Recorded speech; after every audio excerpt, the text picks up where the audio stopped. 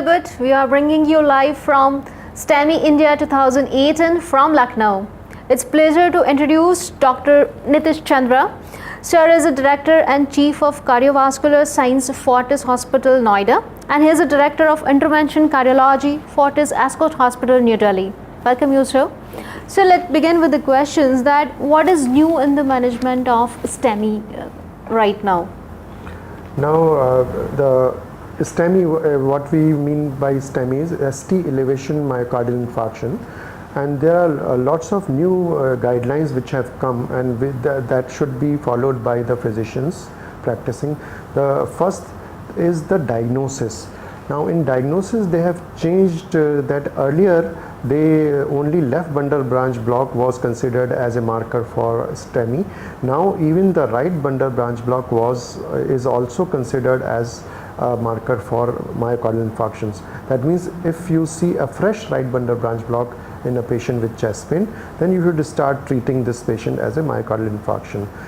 In diagnosis also even if you are getting a normal ECG in a patient with severe chest pain, then again you should not send the patient home, because 10 to 11% of the patients with myocardial infarction can have a normal ECG. So a normal ECG should not be taken as that the person is not having MI. Instead, the patient should be kept in your clinic or hospital for 6 hours. Repeated enzymes should be sent, and repeated ECGs, serial ECG should be taken. If they are normal, then yes, after 6 hours you can safely send the patient home. This was for the diagnosis. Now in the treatment, they have changed the guidelines that if a patient is having myocardial infarction, chest pain, then the physician who is treating him should see whether he can send the patient to a nearest hospital where primary angioplasty can be done within 120 minutes. If that facility is available in his city, then he should send the patient to a hospital where cath lab is available, because primary angioplasty gives 100% almost 100% success rate in opening the arteries, as compared to fibrinolysis, where the success of opening the infarct related artery is only 50 to 60% only.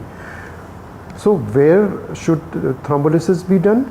Suppose you are in remote areas, remote towns, where the PCI facility is at a distance of more than 2 hours, or is not available, then you should give fibrinolytic agents, and this fibrinolysis should be given within 10 minutes of a patient arriving in your clinic, within 10 minutes.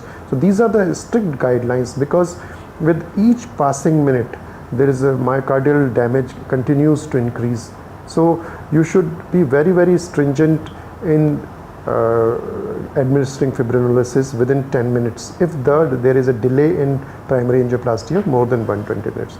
Another change which is there in the present guidelines are that after successful thrombolysis, you should again shift the patient to a hospital where angioplasty is possible, and then an angiography should be done within 6 to 24 hours of patient being thrombolized.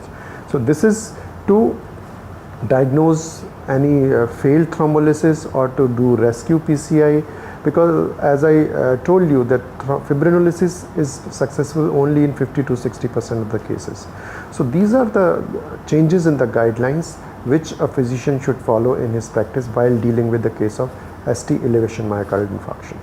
So what is your suggestion if there is a delay in primary PCI, should patient to be thrombolized? Yes, as I told you earlier, that if you are anticipating a delay of more than 120 minutes, means more than 2 hours in primary angioplasty, then you should thrombolize the patient in your clinic within 10 minutes of his arrival, and that too with fibrin specific agents.